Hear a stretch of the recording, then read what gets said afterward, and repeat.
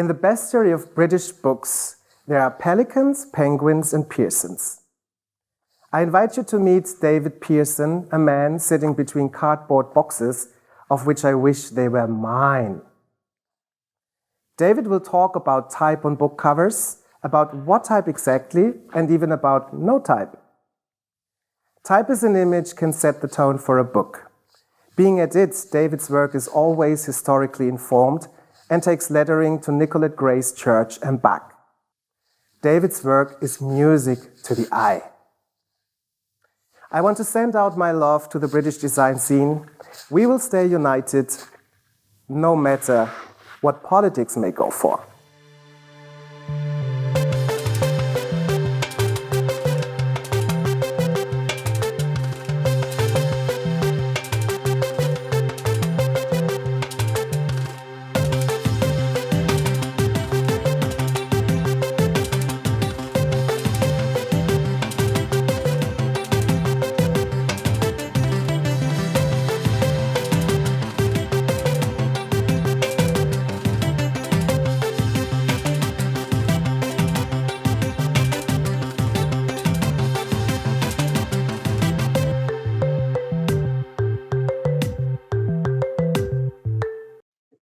Hello, ULTRAFETT. My name is David Pearson, and I am honoured to be joining you from lockdown England. I wish I could be with you in person, but unfortunately we haven't managed this lockdown situation very well at all, so we are being shut in our bedrooms. So this is where you are hearing me from. Essentially a room full of cardboard boxes with all of my jobs in that will probably never see the light of day. I'm going to start where I started, essentially, which was at Penguin Books in the UK. When I studied graphic design at university, I was obsessed with the idea of working for Penguin, and it's all I could think about. And I just want to talk a little bit at the beginning here about what I learned there and my experiences at Penguin. So I got to work on a design history for Penguin Books. It was my idea, in fact, to do this, and they allowed me to work on this in my own time. And it was an extraordinary experience and very much a secondary education for me. And simply because I was able to be based in the Penguin archive, which looks like this. This is an incredible space in the middle of England in Rugby. And they have 2 copies of every Penguin book that's ever been produced. And just to give you a sense of how epic this archive was, this is a top-down view of the Penguin archive, which I was on my own in this space, rattling around, looking at every single book cover and judging whether it could be, in this design book. And one of those lessons, those key lessons, I felt like I learned was the term volume. The tone and temper of typography on book covers. The way this wartime book on the left, it communicates to us very simply and directly that we maybe need to read this book urgently. It does that by increasing its volume. It talks to you very directly, and everything else is left out of the way. So it reflects the content of the book in a really, really simple way. And then, of course, after the war, you have this much quieter typographic solution, which again reflects the tone of the content. This book does the same thing, but in a very different way. This is a book about a young blind Indian child, and obviously the type is tiny, the title. And the great thing about this design, the second you have it in your hand, you pull it close. Your relationship changes with it because of the size of the typography. You almost lower the tone of voice as you do that. And it's what an amazing way of setting the tone for a reading experience. This idea fascinates me, this idea of matching weights on book covers. As I walked through the aisles at the Penguin Archive, I could see illustration styles on book covers, often with very delicate lines like these Ronald Searle illustrations. And sometimes they'd be paired with the wrong type. an ill-fitting typographic solution, such as on the left here, where the thickness of the illustration is being overwhelmed by the thickness of the type, so they don't sit well together in that space. And then, of course, you see these, covers that will maybe pay more attention to marrying those two elements, like the cover on the right here. And this is another example of that. When we're using very heavy, weighty images, then obviously the type has to go up in volume. It has to be more muscular in order to stand its corner and balance off that imagery. So it's kind of finding the right type style. There's no better example than these for that. I think the way they speak to the imagery, the type styles. I love this attempt to try and mirror the imagery with the lettering, and so much so that I when I look at these titles and read them in my head, I almost read lace and the dick, and it sets the tone brilliantly for the book, when type and lettering is dealt like this. And it's something I'll always find affection in my heart. And another thing that had a big impact on me in the archive were these type-only book covers.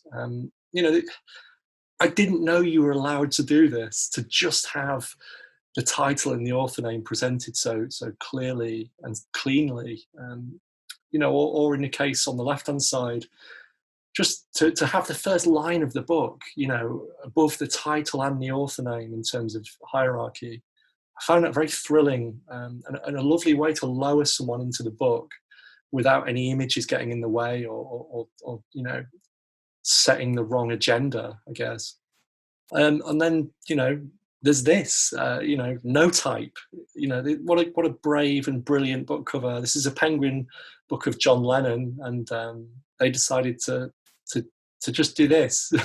This doesn't always happen. This is a good day in the office, I would argue. That everything else gets removed and just the essence of the book is allowed to remain. We don't even mind that John's face has been stretched to fill the cover space. It's so powerful. And this was a wonderful moment for me personally, seeing the insides of a Penguin book and seeing the designer, in this case Jerry Cinnamon, do not one title page but two title pages. No one asked him to do this. He did this because he wanted to, and in doing so he creates this brilliant reflection of the contents of the book. The differing images paired with these different type styles which mirror them. And another brilliant title page from Jerry. You may not ever notice this, but if you do, it's a lovely detail. And these guillotines in the borders of the page that are about to fall down onto the royal crown.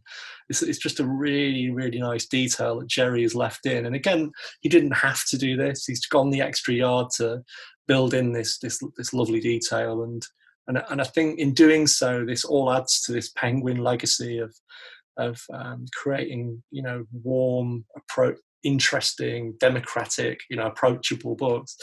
And I kind of love them for that. They don't always get it right, but when they do, they are lovable. This is what I do. My job is to work with type essentially in an expressive way, and sometimes working with imagery as well. But it's usually in service of the type. So in this instance, for a book about a woman that drifts into town and destroys 3 marriages, she on the cover I'm showing her taking the O's as the 3 wedding rings. So a lot of my time is spent deciding how obvious I have to make that, how much I have to show the reader. I'm usually working with type, like I say, and I think I do that because I find it more interesting when you don't reveal the imagery to the readers, and it happens in their heads. This is a US book cover on the left for Hitler and Stalin, and mine on the right. And I'm not saying one's better than the other. All I'm saying here is that sometimes people will show the title might say something, and then they'll repeat it by showing images that reinforce that title. I just find it a little bit more interesting when you just have one or the other, whether it's just the faces or just the type. I think that it's more interesting and for the reader, and it's maybe treating them with a bit more respect as well when they're being shown less, and the picture is being completed in their heads. And type is something that I am drawn to naturally, and a lot of that's through my education. It's through having teachers that brilliantly got me to focus on the personality of letters. So it's really looking at the letter forms almost as people. So like if here you can see the C in cries is almost a mouth opening up and shouting a word, and then the exclamation mark is bursting through the typographic border. So it's this kind of gameplay. And again, as I said before, it's not showing you a person, you're imagining the person. If the statement is to do with pencils and mark making and sketching, then it might be as simple as just having a thin, like a thin metallic line running through, almost as a pencil line. Or it might be, if I'm looking at something to do with smell, for example, I may choose to focus on something a typeface that's almost drifting through the air. It's so fine and ornate that it almost feels like it's moving through space. So it's just making those connections, which makes my job incredibly fun. Or it's again replacing characters. It's showing shadowy doorways or people hiding without showing it. So simply by using a shadow effect on lettering, you're doing both of those things. You're presenting the title of the book, the author name, and alluding to the contents. Often, I can work with by hand as well, using energetic marks. Always fascinates me how if you make a mark quickly with your hand, whoever looks at it knows you made it quickly. It bends my mind forever. If you make a mark slowly and it's overfraught and overwrought, people can feel that, and I think that it's endlessly fascinating to me, these things. Sometimes, I'll literally make words out of, in this instance, like a piece of thread. So it's communicating the contents of the book that way, word as image. And again, it's trying to show two things using one thing, I guess. Sometimes it's using the negative space. So a cat's eye is a type of marble. So all of these colourful kind of marks are alluding to the colourful inside of a cat's eye marble. It's pretty obvious. Oftentimes it's looking at period details and then presenting those typographically, and then hopefully that will set the tone for the book. It's looking at architecture and reading architecture. In this case, an Art Deco cinema in East London. That's East London over there. And I'm looking at the tiling and the exterior of the cinema and taking my lead and creating an identity for them using that input.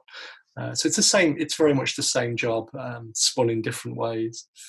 Sometimes I work on films, so I would again research type styles, lettering styles, and I would present them to the filmmaker, and then they potentially will end up on screen, on a book cover, shop front, cake box, whatever. It all feeds into this world, creating a world in the way that we're doing with book covers. It's trying to set the tone, so when people look at it instantly, they have a sense of place and period without maybe trying to know exactly where it is. You're helping them on their way. And sometimes using type to do book covers is just so useful, in that you don't have to put a picture on the cover. This book is crazy. I wouldn't know what single image to put on this book. I don't think there is one.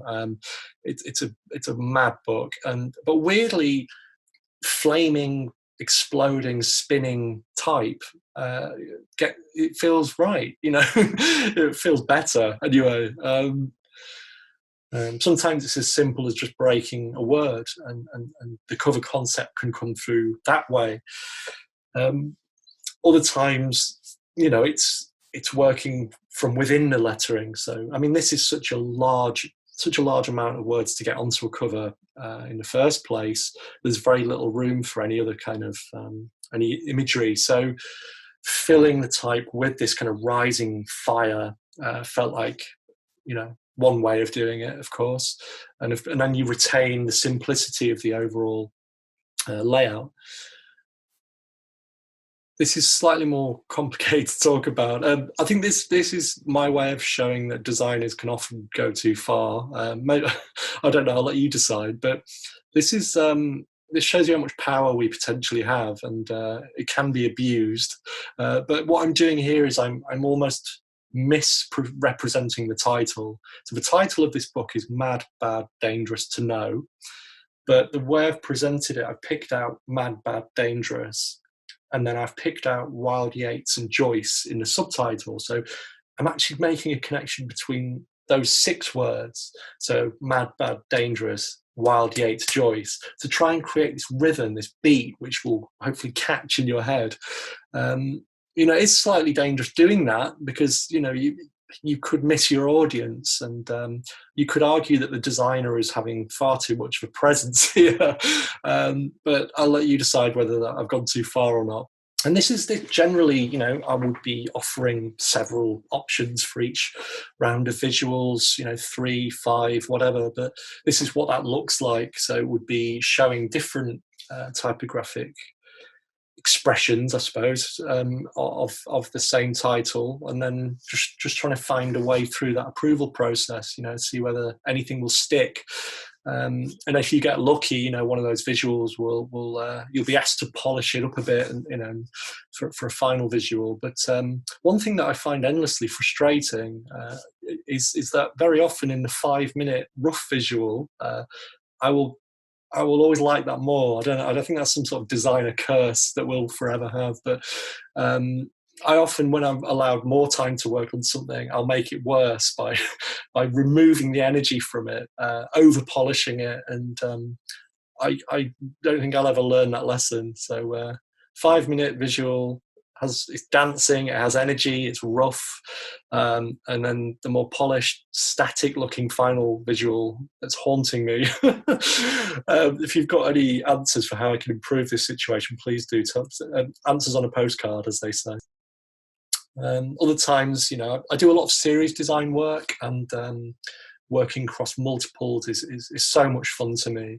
And you can see here with this Karl Marx series, you can work across surfaces then to make a big statement, make the books more collectible, and obviously, but you can make each book individual as well by treating each cover slightly differently. So you're trying to create a collective effect, but retain some sense of individuality, of course, with cover design. I work with non-computer based materials sometimes.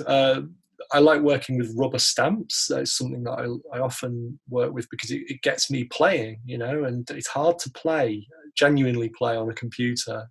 To lose yourself and make mistakes, I think it's very hard. And I use rubber stamps to get me off the machine, and all of a sudden I'm throwing water at it, I'm throwing oil, I'm stamping at it, I'm jumping up and down on it, and the results are really surprising. You can never quite predict what you're going to get, and it builds in just a level of intrigue, I suppose, to what you're doing. And then when it goes back into a computer, you have something that feels of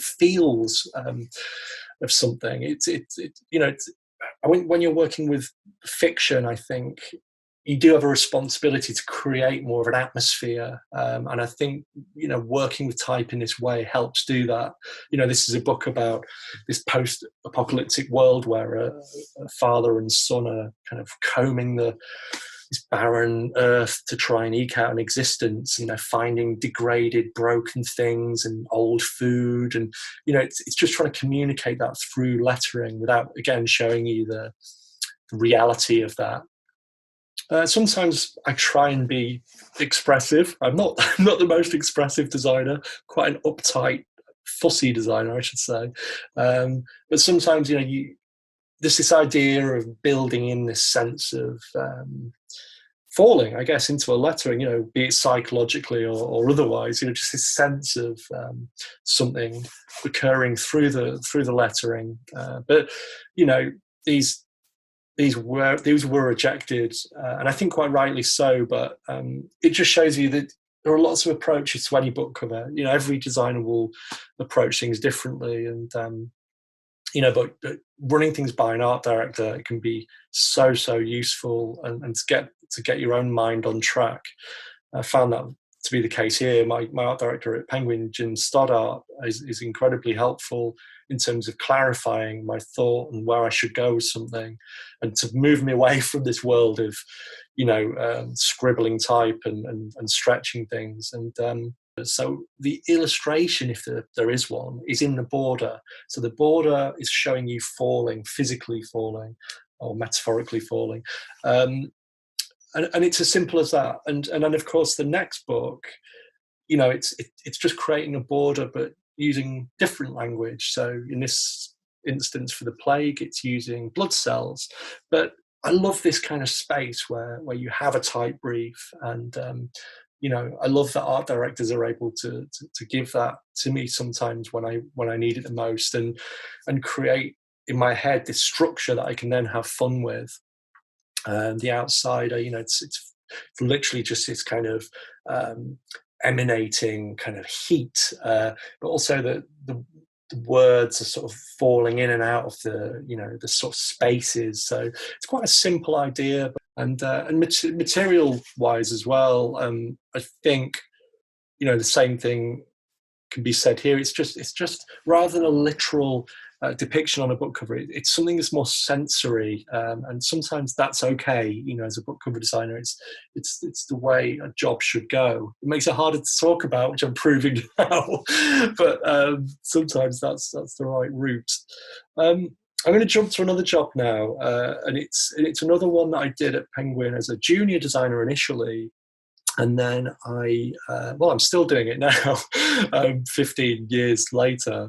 And it's a series called Great Ideas that I was given as a sort of experiment, really. Penguin didn't have firm expectations for sales, and that gave me a deal of freedom creatively, because if people don't expect too much, then they're not going to be looking over your shoulder every minute. Penguin wondered whether we could repackage some of these books in a more simple way, strip out all of that extra stuff, sell them for much cheaper, and try and find a new, younger audience. So that was my job. That was my challenge, which is a wonderful challenge. And like most designers, I did the thing that I could do. I could play with type. I didn't do the things that I'm no good at, which is everything else, which is drawing, painting, using photography, everything. But working with type, I'm familiar with and I'm comfortable with, and I can feel creative doing that. And quite quickly, I settled on this idea of researching the period that each book was written, researching that period, and looking at the lettering of that era, what it looked like, because we've got 2,000 years of history here. So I knew that there'd be enough of a range for it to remain interesting, and that was it. We didn't have much money, so they're just two colours. And the only other thing that I did was to bring in other people, because I think when you're working on 20 books, if you do them all, they'll get boring really quickly. Like, people will know that the same designer worked on them all. And I think sometimes just bringing other people in can really, really help move things on in your own head. People can challenge you and surprise you, and you can't do that to yourself. The only thing we did was made each series different. So, every year or two, there'd be a new series. So the third series was green. You can see here I'm getting a bit braver as a designer. I'm growing up. This is a 4th series, so I don't know what years these were. It might be like 2010 or something like that, maybe just after. But you can see, the range of work that this small team are making. There were 5 of us working on these covers. And then the final series, may or may not be the final series, was completed last year, which is series 6, which is here. And I never tire of working on these. Honestly, I think the history of lettering is so vast, so rich, that we will always have starting points to create these covers. So there's no worries there. I suppose it's just a case of the public maybe getting quite bored of seeing these things, because we're up to 120 now, which is quite a lot.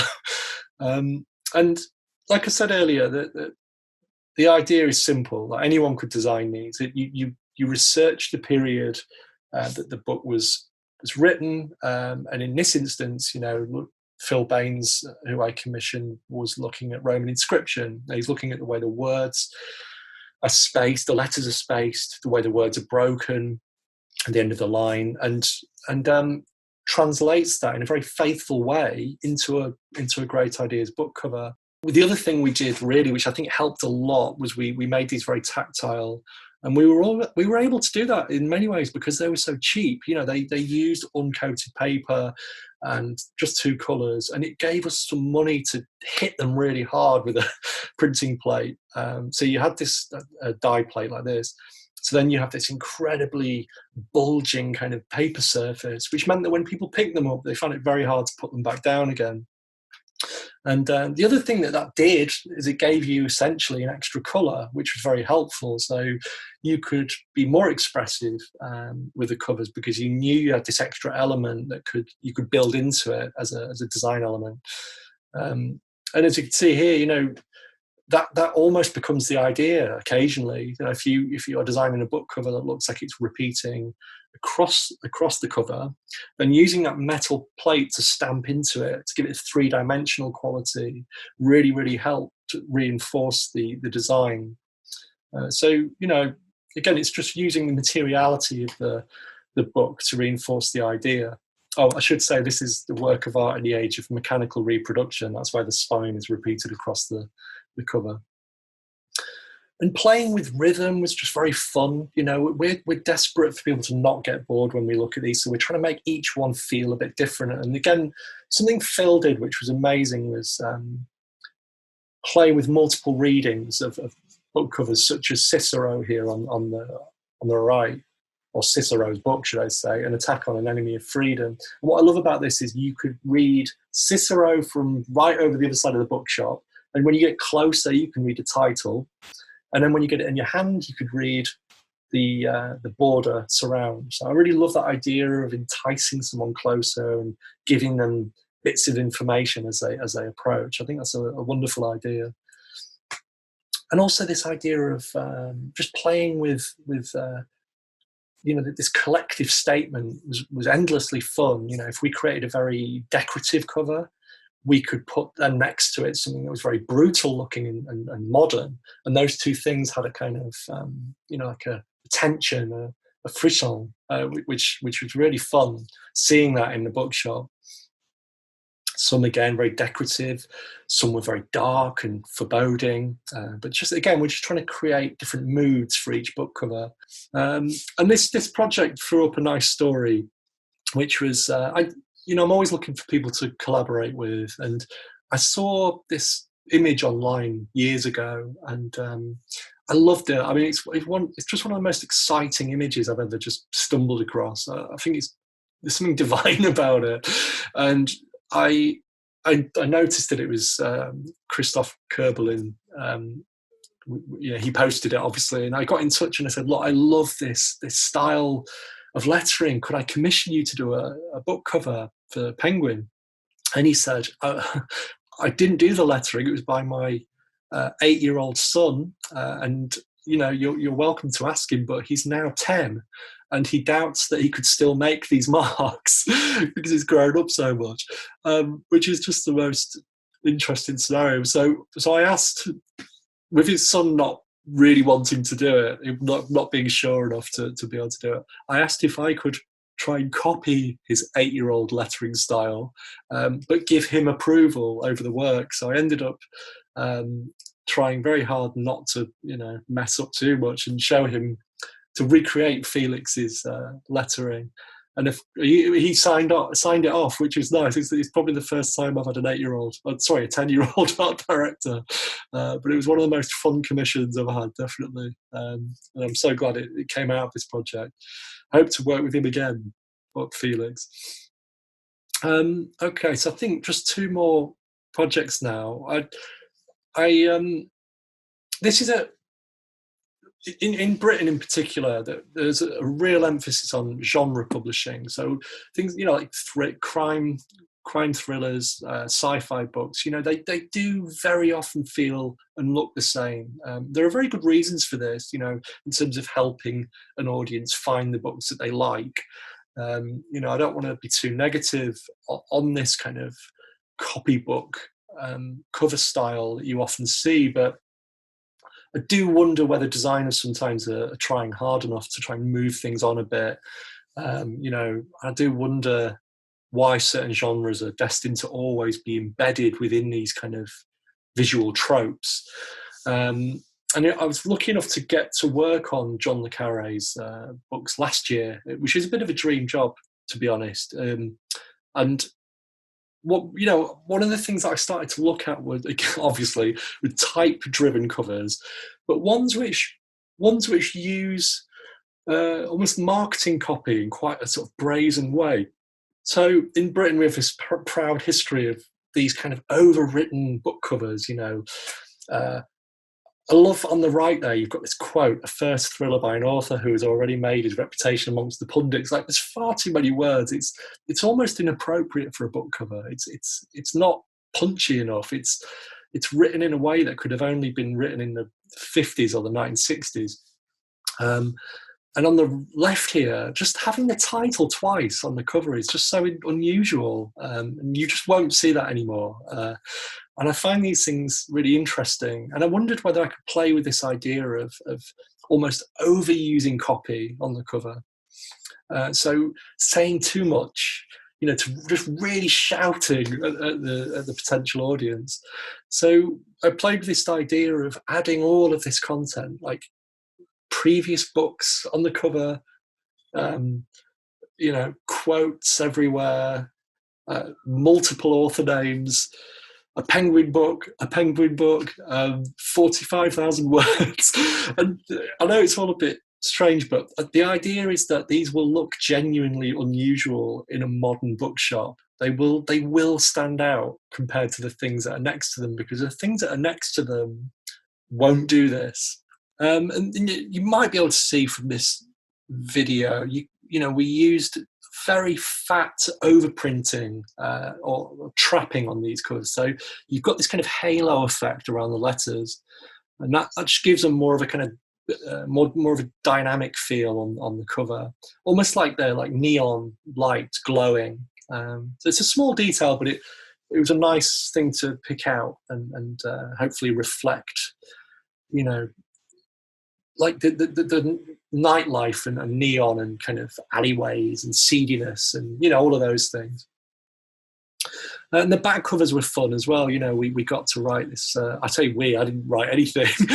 Nick wrote amazing copy for the back covers, which was had that lovely sense of period and place, and they just emphasise what else is happening on the book covers. So yeah, it was a great collaboration, and I hope I get to work with a writer again, because it's not something I've done before, and it was very, very fun. And the last project now, I'm sure you're all incredibly bored. It's my dream job. I always wanted to work on this book, 1984. I loved it as a student, and I even designed my own version of it when I was a student, which is this one. Gives my age away because I used a fax machine to make the cover artwork. And I always hoped that I would get this book to work on. And luckily, I got this series of George Orwell books. Again, Jim Stoddart at Penguin gave me these jobs. and just lovely, lovely jobs, and an opportunity to commission illustrators that I love, and but all the while I had 1984 to work on, and such a thrill for me to try and do a cover for this. But of course, when you really want a job so much, you think you're the best person for it. Obviously, many times you're not. You're overexcited. You're overstimulated, and you can't quite settle on anything. And I definitely had those problems with this book. Everything I did was just a bit silly. I wanted to play with this idea of taking the Penguin branding but subverting it somehow. In this instance, obviously the eyeballs just staring through the cartouche, but it just looks trite. And this isn't a trite book. But one day I physically removed the title and the author name from the book and sent that to Jim. And he said we couldn't do this because of the cost. These books have to be produced very cheaply and using a special orange colour through the budget.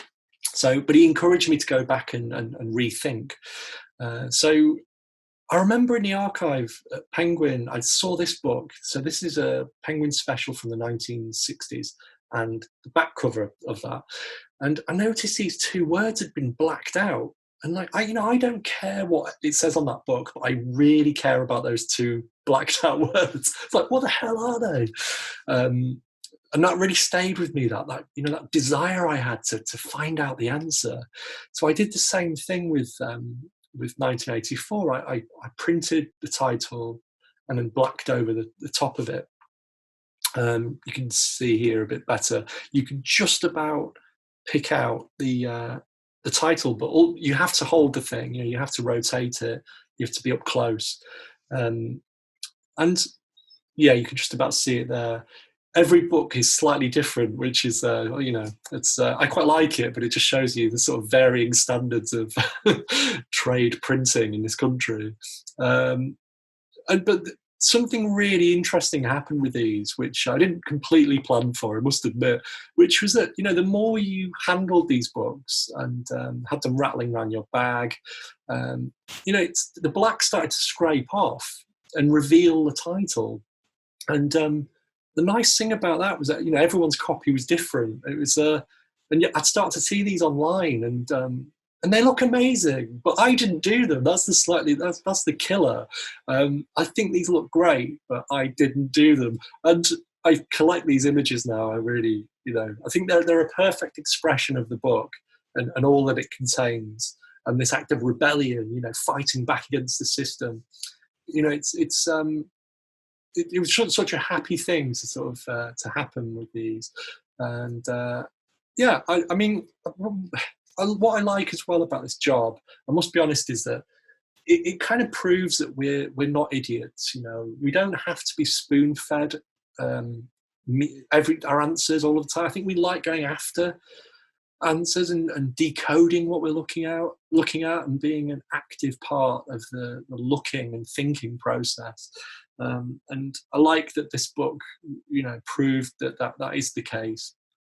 And I also like that I suppose it just makes a virtue out of its physical form, which, in this period when physical books seem to be threatened so much, it's nice to get these ones over the line that they justify their physical space in the world. They couldn't quite be anything else. And that was the nice thing about this job.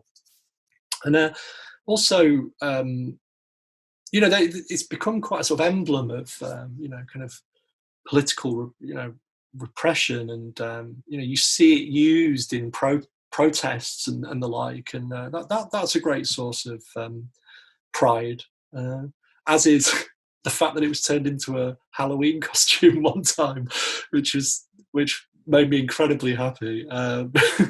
But anyway, I think I should probably leave it there because I've been going on for far too long, and just say Dankeschön. And I'm sorry again that I'm not with you in person. I hope to put that right at some point in the future. Bye-bye.